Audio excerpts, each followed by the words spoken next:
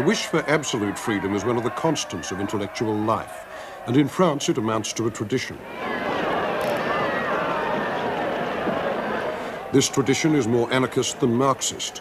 It wants to reform reality in the shape of desire, and by uniting people with their desires, it wants to change all life. It is ironic and scarcely ideological at all. It boasts of its absolute modernity, but its roots lie in the 18th century. It seeks spontaneity, but it's doomed to failure when it runs up against the real world. Its enemies are priest, cop, bureaucrat, boss, and censor. But it's too highbrow to have a broad base. It breathes the air of privilege and is self-indulgent. Generally, workers don't like it, and socialists reject it as impractical, which it is. It is the product of young middle-class people fed up with their own assigned social role.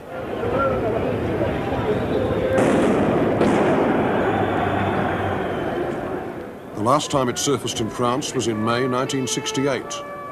But the time before that, it took a more complicated and aesthetic form and called itself surrealism.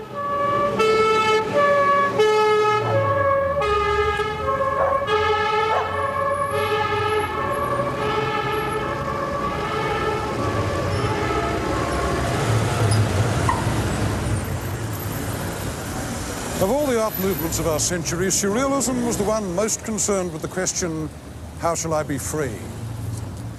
Now, many works of art are metaphors of freedom. They show us the free play of the mind and the senses, and they're models of choice. But surrealism aspired to be the instrument of liberty.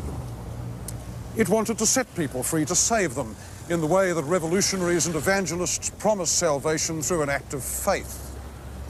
Consequently, there was a good deal more to surrealism than simply a solemn parody of revolutionary threats. It had something in common with a religion. It had dogmas and rituals. It had martyrs and holy saints. It had a circle of faithful, and it had a pope. He was a young medical student turned poet. His name was André Breton, and in the 20s he developed into one of the great fascinators of modern art. He inspired, as one of his disciples put it, a dog-like devotion, largely because he was very inventive, very perceptive, and very moral, not a combination one gets very often in French or any other cultural circles. So this evangelist believed that both art and life could renew themselves by contacting forbidden areas of the mind, the unconscious. That, in turn, would refresh our sense of the world by disclosing a whole network of hidden relationships, chance, memory, desire, coincidence, a new reality, a surreality, in the word that he borrowed from Apollinaire. The dream was the instrument for this. In dreams, the id spoke. The dreaming mind was unlegislated truth. And so was neurosis, the permanent, involuntary form of dreams. In this, Breton and his circle were part of the great movement of thought whose motor was the work of Sigmund Freud. But they were not really Freudians, and there is no evidence that Freud took them seriously, any more than Stalin would have taken notice of the surrealists' masochistic efforts to put themselves at the service of communism in the 1930s. Breton was a natural clan leader, and he soon acquired the devotion of a group, gently caricatured here by Max Ernst in 1922. In these early years, surrealism was mainly a literary group, but the presiding spirit of surrealist painting is over there. His name was Giorgio di Chirico, and his work was the link between romantic art and surrealism. Below the rational surface of 19th century art, there ran a fascination with dreams, with mystery, melancholy, fear. It was a world of pre-Freudian phantoms. Its main influence on de Chirico came through Arnold Böcklin, a late 19th century German. Böcklin specialized in images of death and melancholy set among the ruins and the sea coasts of Italy.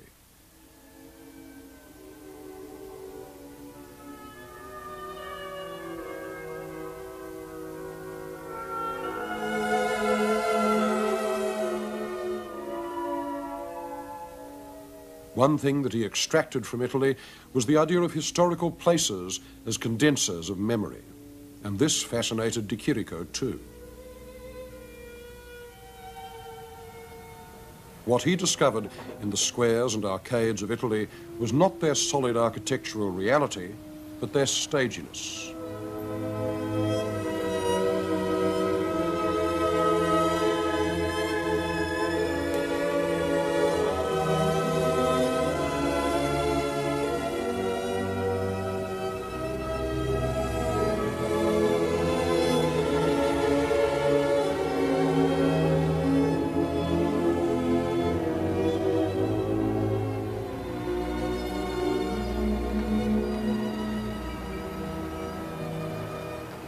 De Chirico was 23 and on his way from Florence to Paris in 1911 when he stopped off for a few days here in Turin, the city that afforded him more images than any other, with its bronze paternal monuments and its vast melancholy 19th century squares, grandiose and provincial, and to him, extraordinarily new. Later he remarked that this novelty is a strange and profound poetry, which is based upon the atmosphere of an autumn afternoon when the sky is clear and the shadows are longer than in midsummer. And there is no Italian city, he said, in which this extraordinary phenomenon more displays itself than in Turin. So there it was, the verbal blueprint for the paintings with which de Chirico was going to have such an enormous influence upon surrealism.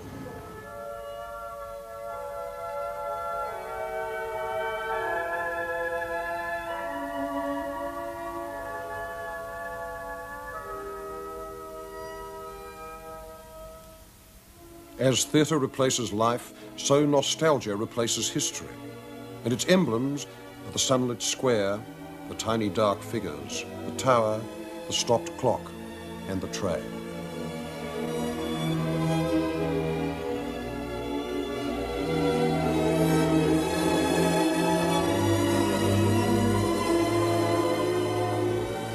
De Chirico was still in his early 20s when he was captivated by what he called the metaphysics of these scenes.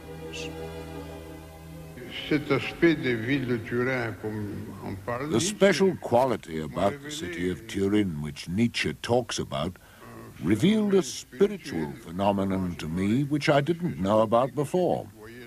I understood, in fact, that what he saw in Turin, especially in its arcades, was something deeply poetic.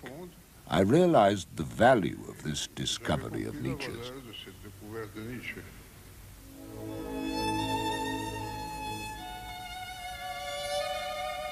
De Chirico's Italy is a brooding place. Its perspectives suggest that reality is very far away, perhaps unattainable.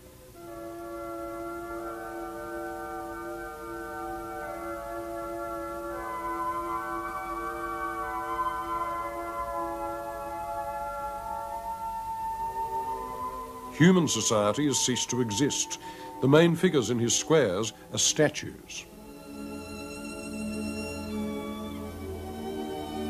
And in the most disturbing of all his paintings, called The Mystery and Melancholy of a Street, the statue does not appear at all. It just announces itself with the tip of its long shadow, drawing the girl towards it.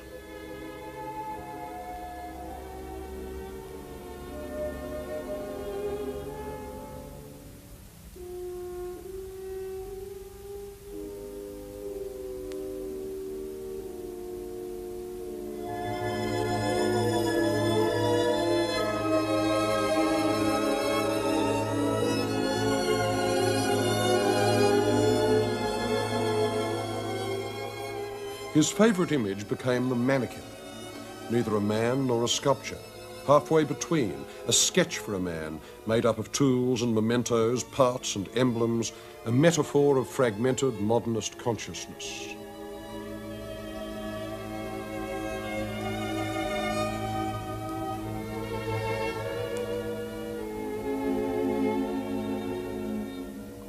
That tilted space came more from Cubism than from real Italian squares.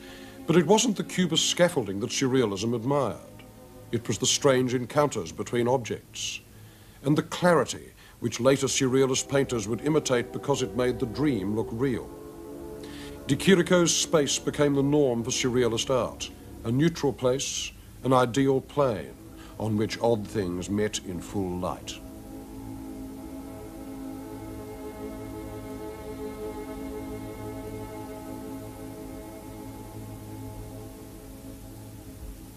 The root of this idea lay in the work of Isidore Ducasse, who wrote, under the name of the Comte de Lautréamont, a long, unreadable prose poem called The Songs of Maldoror.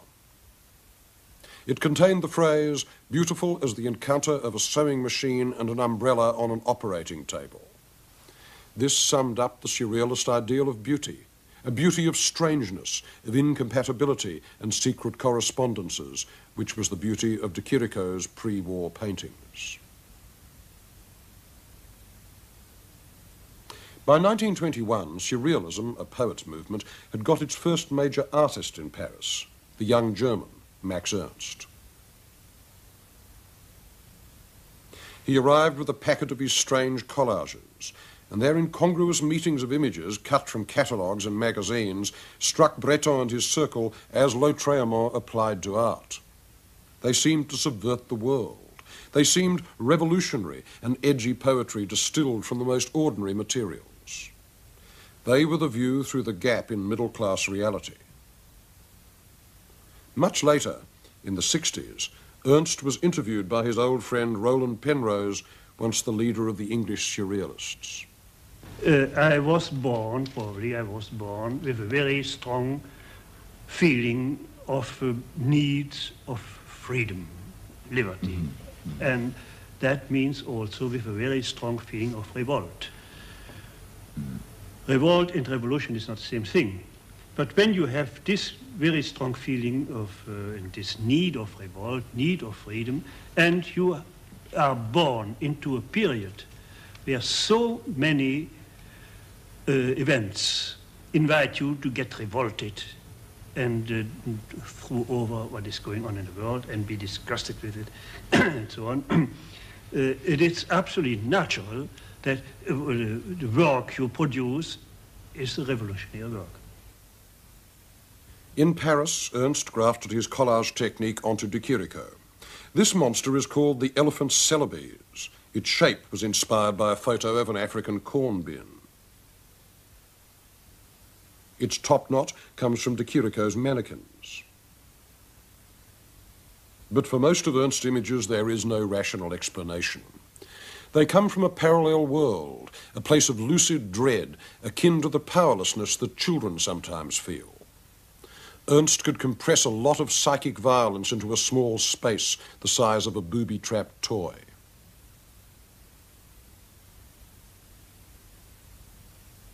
One of the surrealists' favourite ways of evoking what they called the marvellous was by chance association, like seeing faces in the fire. Our minds prefer order to chaos, and so we read coherent images into random sights. The fact that these images are not willed but spontaneous was what interested Ernst and his friends. How could one set up meetings with the unexpected? In 1925, Ernst found a way. He made crayon rubbings from wood grain or stone, and then he altered them to isolate the images they suggested, and he called these drawings his natural history.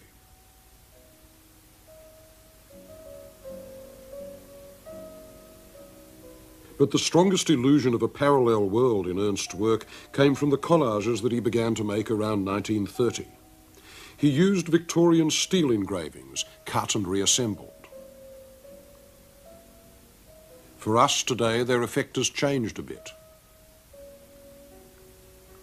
They're still sinister, still disturbing, and still marvellous in their power of suggestion.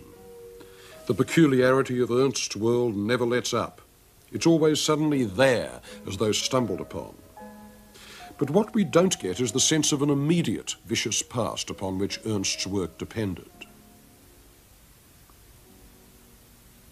This Edwardian world looks very remote to us, but it was the world in which Max Ernst grew up, and to subvert it was, for him, akin to an act of terrorism, the irrational attacking the world of ordered structures.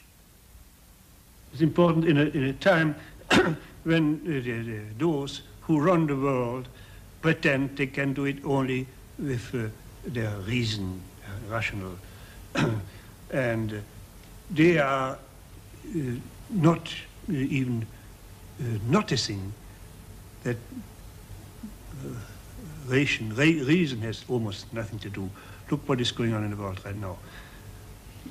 Yes. What has been gone in the world in the last 20 years anyhow. Who made world history? Not the most reasonable people, the madmen did. So if painting is the mirror of a time, it must be mad to have the true image of what the time is. Yeah, that sounds a very dangerous parallel. Dangerous. Everything is dangerous. Because if art is to be mad as the politicians are mad... No, we are mad in a very different way. Yes, oh. I suppose exactly that, the opposite. that is the great difference, isn't it? Yeah. To one madness we oppose another madness. Yes, yes. But we do not pretend that this madness we oppose to this other madness can heal these people and make them keeping from doing what they are doing. It is only, an artist is only somebody who makes a statement. Yes, so the irrational in art is an absolutely essential ingredient, do you think? It's essential. Irrationality has no given form, and in their pursuit of it, the surrealists had to mimic the conventions of art in which it appeared. There was, for instance, the art of children.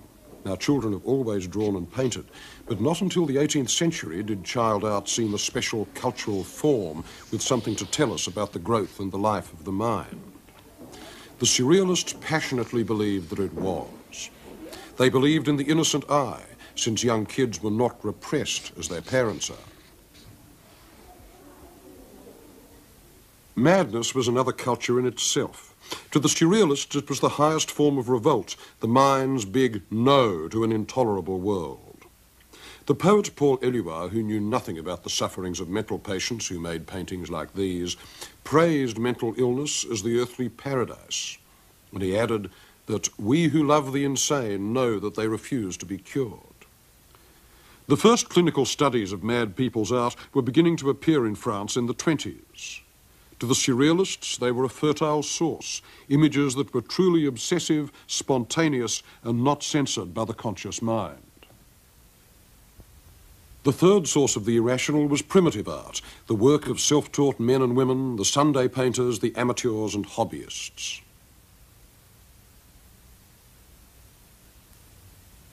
Their compulsion to make images was pure, and thus seemed more valuable to the surrealists than any amount of professional painting.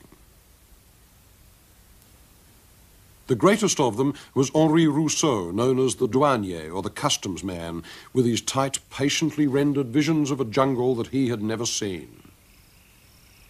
These, to surrealism, were the marvellous made concrete.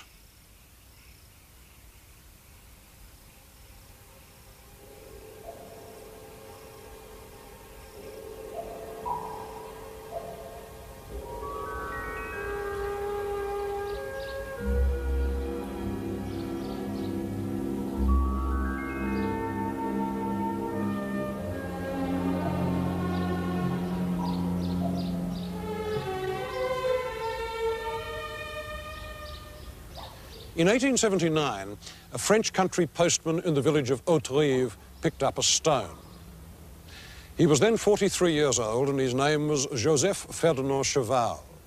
He had absolutely no training as an architect, but he did have a very strong sense of immortality, and for the next 33 years he laboured incessantly here in his own backyard, 93,000 working hours by his own count, to construct this.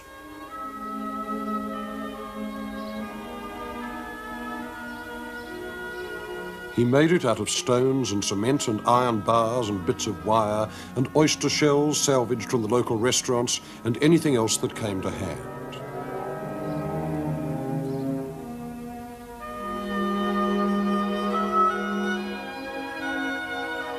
It was his ideal palace, his testament to the future.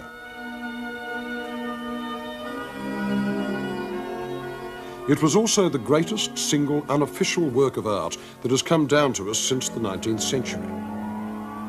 A cathedral of the unconscious mind.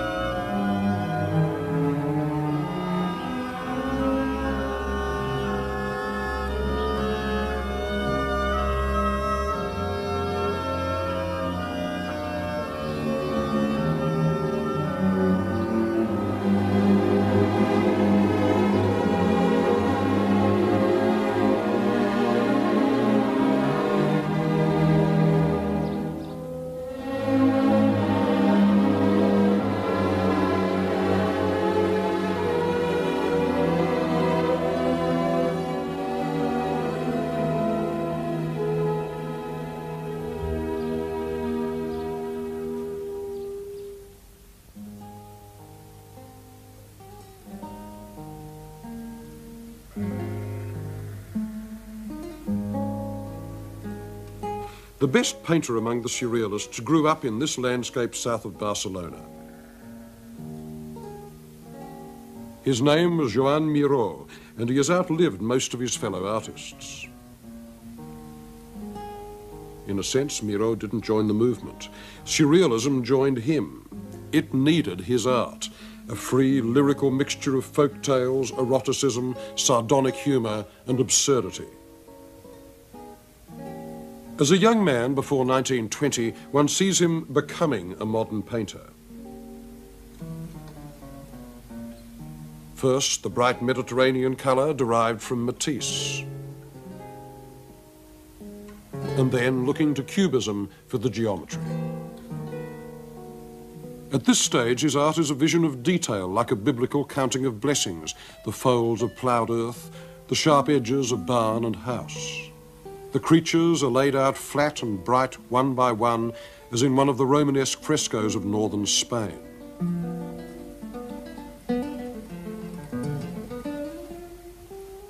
Miró broke loose from Cubism with this painting, The Tilled Field.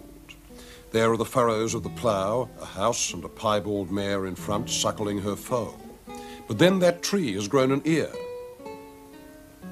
And that lizard is chatting with a snail while reading a French newspaper, a sort of ironical wave to Cubism. And up in the air, a rooster leaning from a tree, crowing, while the cloud behind it becomes its feathers. This is a metamorphic landscape. Everything in it can become something else.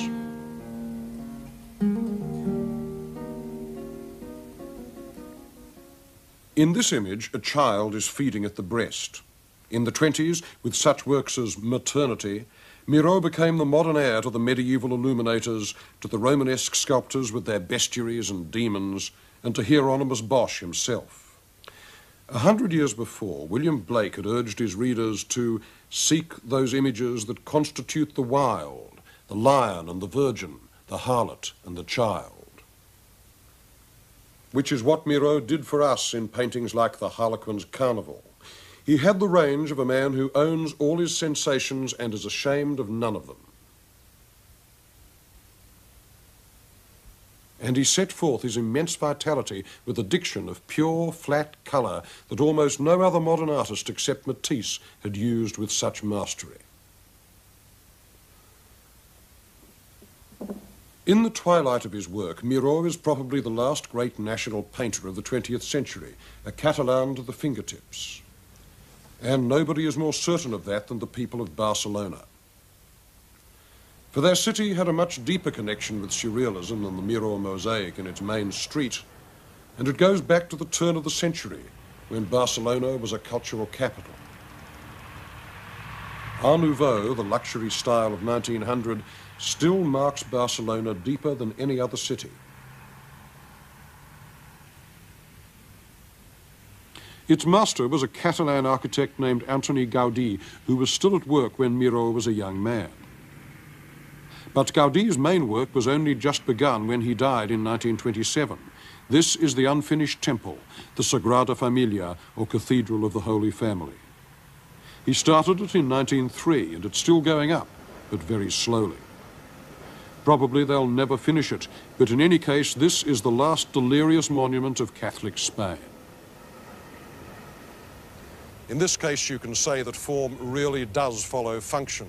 Sliding, rippling, dissolving, reforming, changing colour, juicy architecture, soft architecture, the architecture of ecstasy.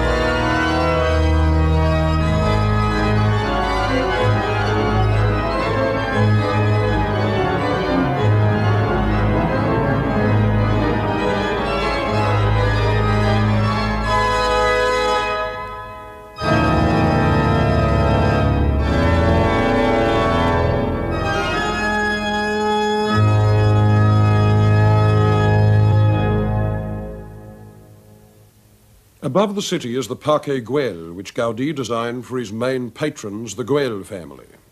It was going to be a housing estate, but the houses weren't finished, and only the extraordinary park is left, with its mosaics and undulating seats, its fountains and arcades. To the classical eye, this is madness, not a straight line in the place. To purist, advanced taste of the 20s and 30s, Art Nouveau was really no better than garbage de luxe. But to the surrealists, it was marvellous. It was desire made concrete.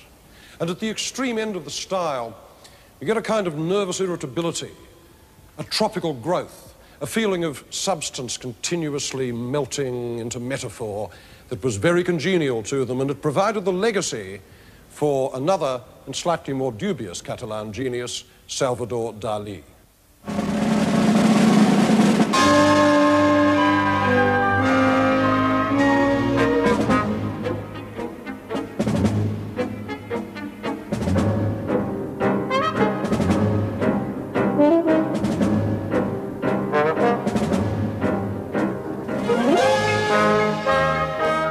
For almost 40 years, Dalí has been one of the two most famous painters alive. His moustache was the only rival to Van Gogh's ear and Picasso's potency. Do you have any trouble with it at night? I mean, do you have to peg it or anything like that, or does it stand up at night? No, in the night, clean every night. They come in soft, sleep. So at night it droops down while you're sleeping. Completely. And then in the morning up she goes again. 3 minutes. Only in 3 minutes fix my moustache. And then you feel you can face the world with that wonderful moustache standing up. Yes, because every day becoming much more practical for my inspiration. But I'm fascinated to know that.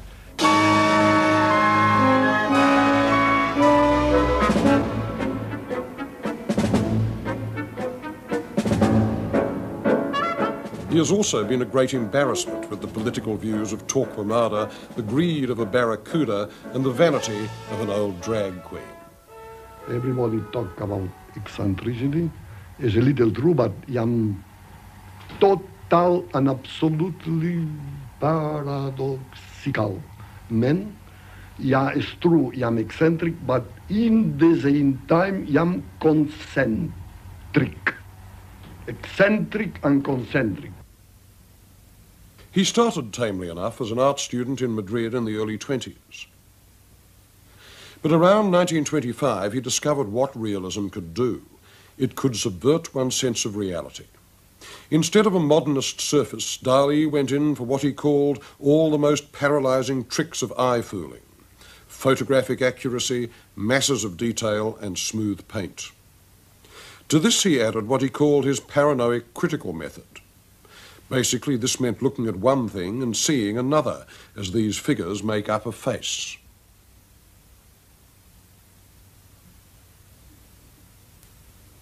Dalí used this trick again and again in his paintings. This one is called The Metamorphosis of Narcissus. There he squats on the left, head on his knee, staring at his reflection in the pool. And the giant hand on the right, holding an egg from which a narcissus sprouts, exactly mimics his body. Dali's own considerable narcissism produced many self-portraits, some quite open, like this. Others were concealed, as in this painting called The Great Masturbator. A grasshopper clings to the soft yellow shape, which is Dali's profile, boned, as it were, and laid nose down on its side. And that same profile, by now as runny as wax, turns up on the beach in his most famous image, The Persistence of Memory. Dali had a brilliant sense of provocation. He even managed to alarm Breton with this one and provoke a solemn argument among his fellow surrealists upon whether a pair of pants spattered with feces was an acceptable dream image or not.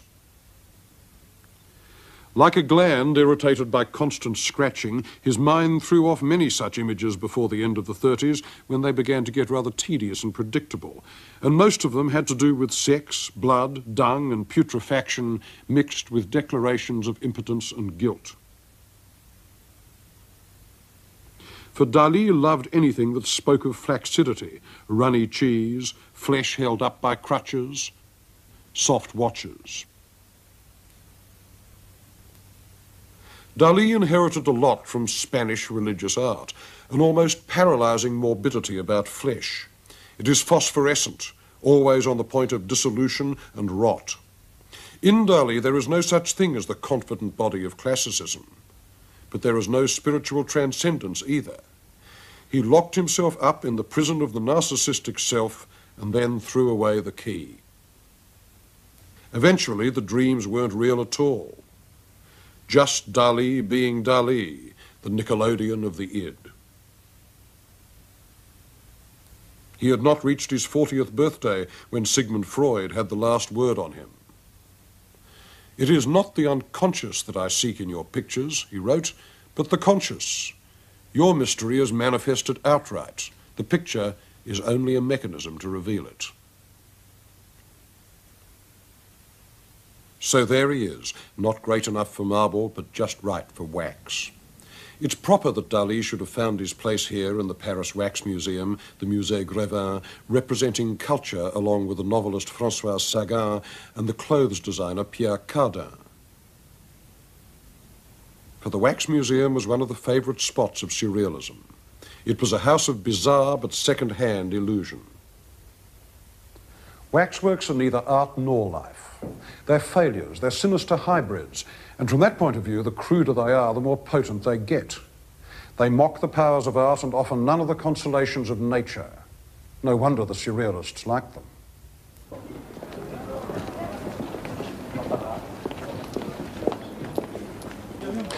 Except as a backdrop, landscape was of no interest to surrealism. They probably found it disagreeably bucolic.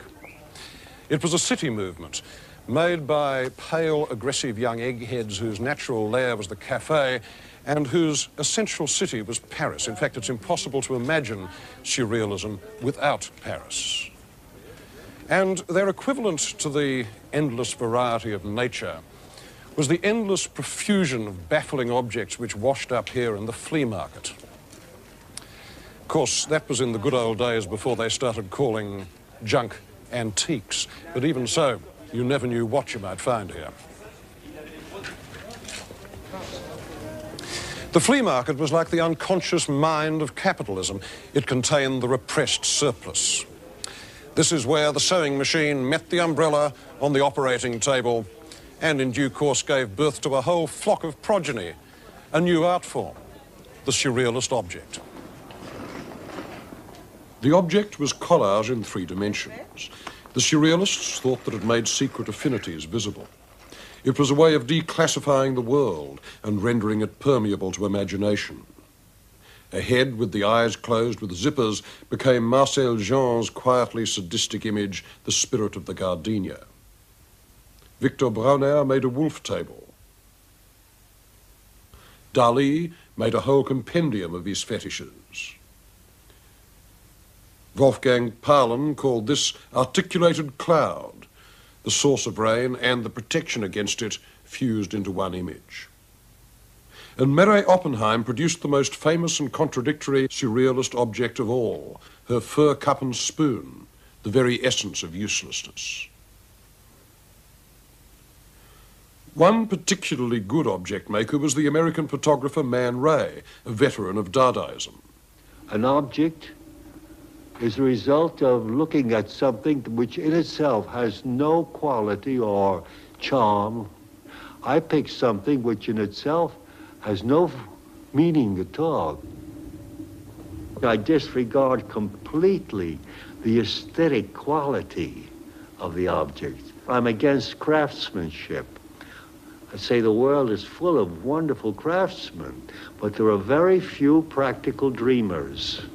In the early days in Paris, when I first came over, and I passed by a hardware shop and I saw a flat iron in the window, I said, there's an object which is almost invisible. Maybe I could do something with that. What could I do? Is to add something in it that was provocative. So I got a box of tacks. I glued on a row of tacks to it to make it useless, as I thought. But nothing is really useless. You can always find a useless, even for the most extravagant object. The iron, entitled Gift, was pure malice. This one he called Object to be Destroyed.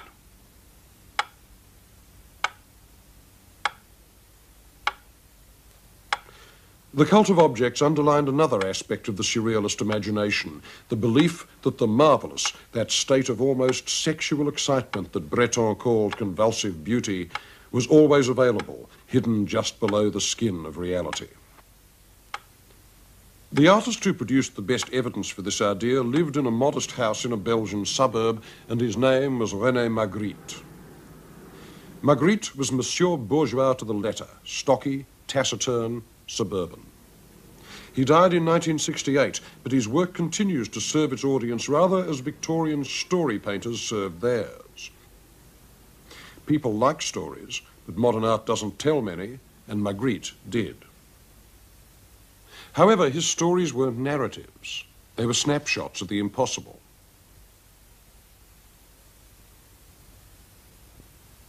In 1923, the architect Le Corbusier put this photo in his tract on the new machine architecture as an example of plain, rational design, a pipe.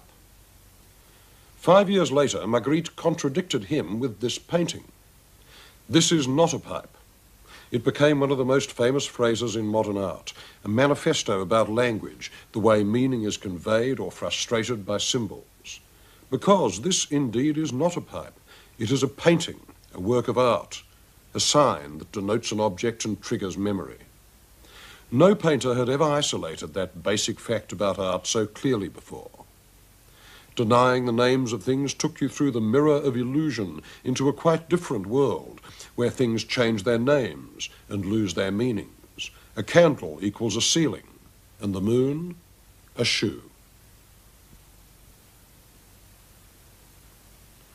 The first characteristic of this world is dread, sometimes at the crude dramatic level of the silent movies that Magritte used to watch, which is echoed here in his painting The Menaced Assassin. Magritte has given us some of the most vivid images of alienation in the whole lexicon of art. This one is entitled The Lovers. This, a painting of the most piercing sadness and sexual pungency, is called The Rape. The usual tone of Magritte's work was of a world both matter-of-fact and slightly out of control. Magritte painted things so ordinary that they might have come from a phrase book, an apple, a glass, a stolid Belgian nude, or a human eye. There wasn't much on that list that an average Belgian clerk circa 1935 might not have seen in the course of an average Belgian day. But then that clerk was one of Magritte's favourite images too. Here the clerks descend like rain on the roofs of Belgium as though they were commuting from heaven.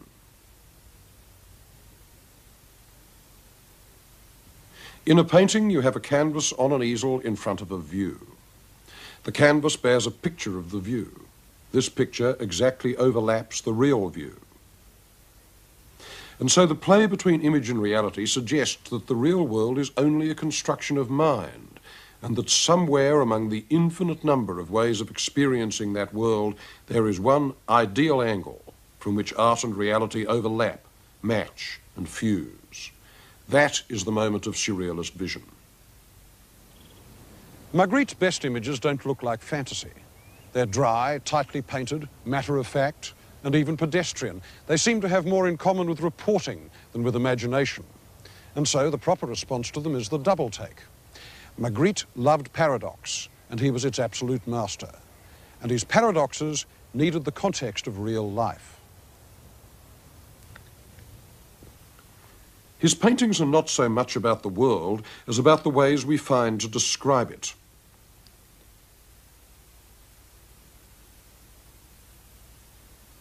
Magritte was obsessed by the weak hold that language has on what it describes. That sense of slippage between word and thing, image and object, is one of the sources of modernist disquiet, and in making it his subject, Magritte became one of the artists without whom modernist culture can't be understood. His visual booby traps go off again and again because their trigger is thought itself. When the cannon fires, the walls of familiar images go down, and we stand, as the title of this painting tells us, on the threshold of liberty.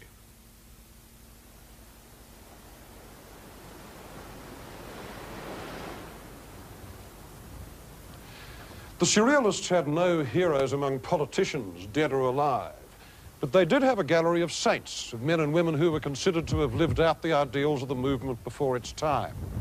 And of these, the greatest was the Marquis de Sade, whose castle here at La Coste in Provence was considered one of the sacred sites of the surrealist movement. The Divine Marquis was the one 18th century man whom the surrealists respected, because it was he who had preached the supremacy of desire, and it was he who had shown, what has become a commonplace in our century, that in order to establish the rule of reason, the imagination must be censored and repressed. Sade was the first writer to understand the relationship between sex and politics. He did most of his writing in prison, which is a good place for thinking about the unthinkable. He became the unspeakable answer to Rousseau and his milky doctrine of the natural goodness of man when left in a state of nature. Not so, said Sade. We don't know what our natures are, and moreover we can't find out what they are unless we follow our desires to the absolute limit, no matter how appalling the disclosures may be. Sade was a blasphemer, an atheist, and a traitor to his class, the aristocracy. No wonder, then, that he had such an appeal to the surrealists, who were also atheists, blasphemers, and traitors to their class, the bourgeoisie. The surrealists' tributes to Sade, like this proposed monument to him by Man Ray, often had a blasphemous tone, which may seem a little dated today. But the surrealists were almost all baptized Catholics, living in France when the church still had a great deal of power. The best crack was by Max Ernst, the Virgin Mary spanking the infant Jesus, watched by the three wise men, Éluard, Breton, and Ernst himself.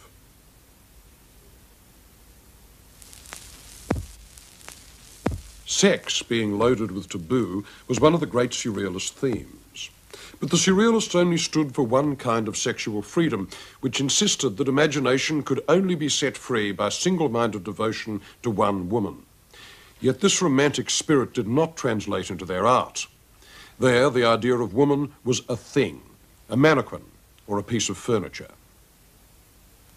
In Hans Belmer's sculpture, the woman is no more than a sexual doll, abused, manipulated, intensely pornographic.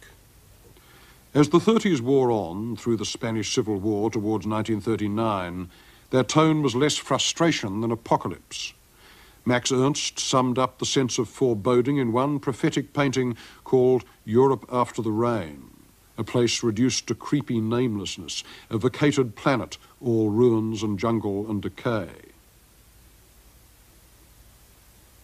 And when the rain in fact did come and the German army rolled into France, the surrealists prudently ran. Many of them went to America. And so it was in New York that the remains of surrealism took root and mutated. But the greatest American artist of the irrational was already living there in a frame house on Utopia Parkway in Queens, outside Manhattan. His name was Joseph Cornell, and he made boxes. In one sense, the box was a metaphor of Cornell's own shyness. Very few American artists have ever so banished their outward lives to preserve their inward one. And there were its emblems, preserved under glass, filed away inside the wooden walls. They represent a distant reality. Not a historical reality exactly, more like a theatre of memory whose images keep crossing and recombining. The birds, the planets, the charms, the provincial hotels and ballerinas and foreign postage stamps. It could have looked precious like Victoriana, but it didn't because Cornell had such a rigorous sense of form, strict and spare like good New England carpentry. De Chirico's paintings were full of nostalgia for lost experience, but in Cornell there is much less sense of loss. Everything is there and possessed, as memories are in the mind.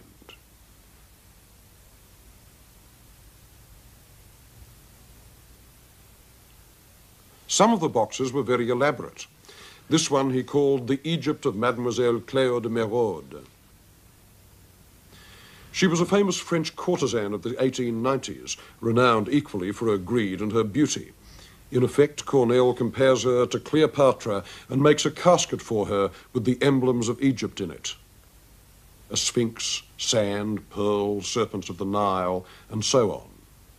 Cornell was already a developed artist, though unknown, before the surrealists came to America. The side of the American irrational that got most from surrealism in the 40s was the work of painters like Jackson Pollock, Mark Rothko, and Achille Gorky, later to be numbered among the abstract expressionists. And among them, the main bridge was Gorky. He had a peculiar career, this Armenian refugee, with his florid imagination, deep insecurities, and eventual suicide at 44. For the best part of 20 years, he turned out pastiches of the artists that he wanted to become, of Picasso and then of Miro, imitating him in paintings like this. And then, quite suddenly, Gorky found himself. The spidery, fluent line that he had got from Miro began to describe landscapes of not quite abstract form, shapes like flower stems, tendons, sexual organs, livers, and feathers. The canvas pulsates. It's filled with a kind of glowing, sweaty, pre-conscious life. It looks into the body and not out from it. A great issue among the New York painters was myth. Like the surrealists, they felt rational civilization had let them down. They wanted painting to return its audience to what they imagined was primitive reality, to art as a magical sign. And so Jackson Pollock, in the years before he began to drip paint directly on the canvas, used these charged, meaty squiggles of paint to translate the shapes of Southwest Indian art, of rock pictographs and sand paintings, into images like this one, The Key, done in 1946. Or Male and Female, painted 4 years before. Painting accumulated resonance by appealing to myth. But the myths were in decline, and the painters were not Indians or cavemen, but New Yorkers living in the age of psychoanalysis. They were like religious artists without a context, and like the surrealists, they concluded that the only unpolluted areas left to the modern imagination were the unconscious and the distant past.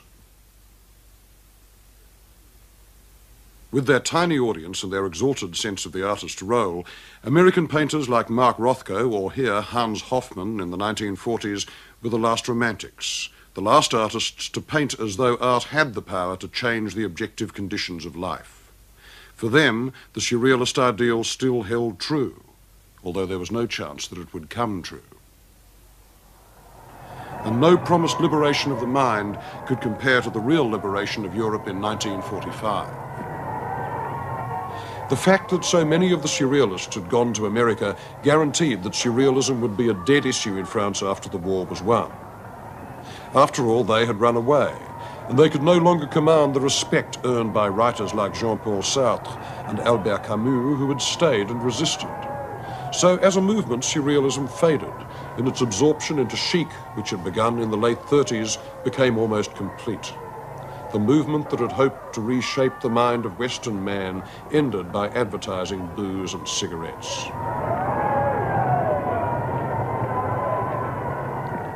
But was that all? Not quite.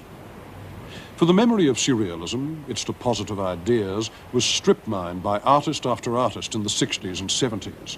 As a proposition about freedom, it still remained infinitely intriguing. In 1969, the Romanian artist Christo wrapped a whole section of Australian coastline in plastic and rope. This harked back to 1920, when Man Ray wrapped a sewing machine in a blanket and called it the Enigma of Isidore Ducasse. By the same token, Breton wrote that the simplest surrealist act, the most gratuitous one, would be to walk into the street shooting a revolver at random into the crowd. Again, almost 50 years later, a Californian named Chris Burden fired a revolver at an airliner taking off over Los Angeles. He missed, and this action he called art.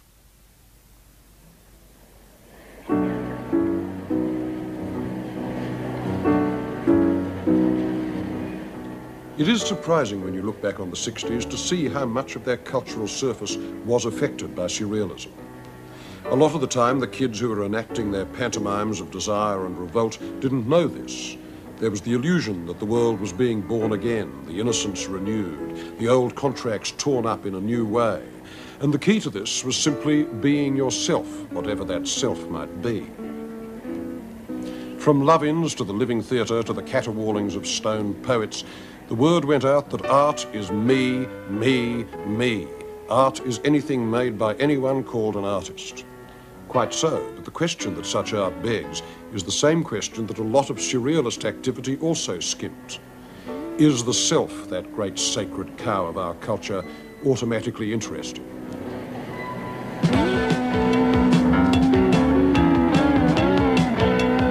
Or can it only hold our interest as art to the extent that it produces ordered structures? Looking back, I don't think there's much choice.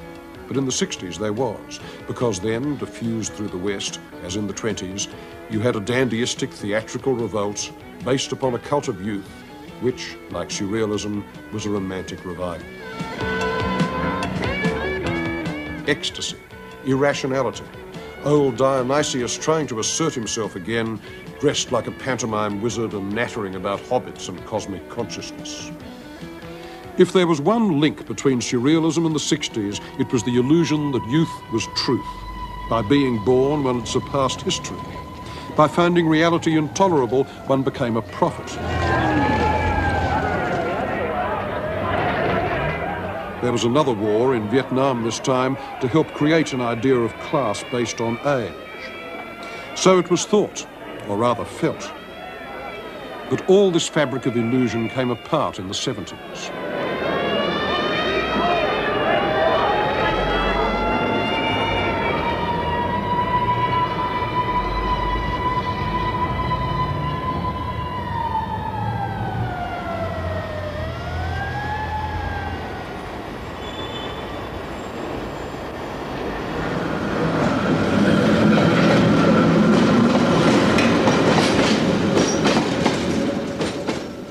So what remains of surrealism? Not much.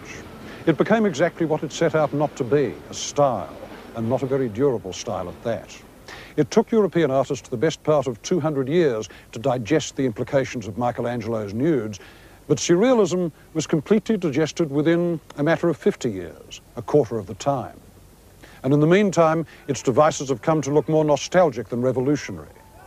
The Magrittes and Ernsts that were once hard nuggets of contradiction now end up in the sale rooms fetching enormous prices, just more units in the smooth flow of exchange that blurs the meanings of all art.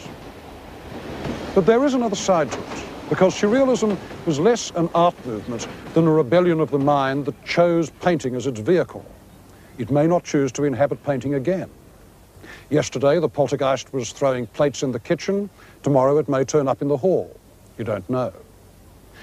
It's a very durable spirit, and it's hard to exorcise. But it loves everything that is contrary, extravagant, and free. And its very cussedness, its perversity, is a form of innocence, a declaration of hope.